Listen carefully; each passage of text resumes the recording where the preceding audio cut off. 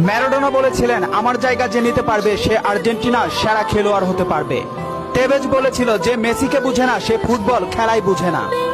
ব্রাজিলের পেলে বলেছিল, মেসিকে কখনোই খারাপ খেলতে দেখিনি, সে সবসময় একই ধারে খেলে আসছে।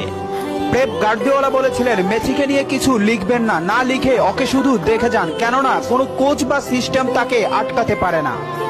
রাইকেট বলেছিলেন, মেসির গোল এক একটা শিল্পকলা, আবার বলেছিলেন মেসি মানে ফুটবলের ইতিহাস। ব্রাজিলের রোনালদো বলেছিলেন, মেসিকে অনেক বেশি কমফিট মনে হয়। ফিকো বলেছিলেন, মেসিকে দেখা মানে অর্গজমের পর অবিশ্বাস্য। জাভি বলেছিলেন, মেসি অন্যদের থেকে কতটা এগিয়ে এটা যারা বুঝে না তারা অন্ধ। ইনিয়েস্তা বলেছিলেন, মেসি যা পারে অন্যরা তা পারে না, বার্সেলোনা আর কখনোই আরেকটা মেসি পাবে না। ব্রাজিলের রোনালদিনহো বলেছিলেন, আমি একবার বিশ্ব সেরা হয়েছিলাম, কিন্তু তখনও বার্সার সেরা প্লেয়ার হতে পারিনি, কারণ তখন বার্সাতে ছিল মেসি।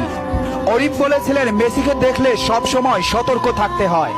ইব্রাহিমোভিচ বলেছিলেন, মেসির বাঁ পায়ে যথেষ্ট, ডান পায়ের কোনো প্রয়োজনই নেই।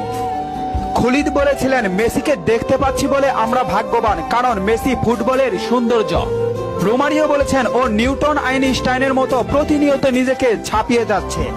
আরজি বলেছেন, লিওনেল মেসি বাস্তবে এত নম্র ও ভদ্র, অথচ মাঠে সে একটা আগুনের গোলা। স্টাকপ বলেছেন, মেসিকে থামাতে গেলে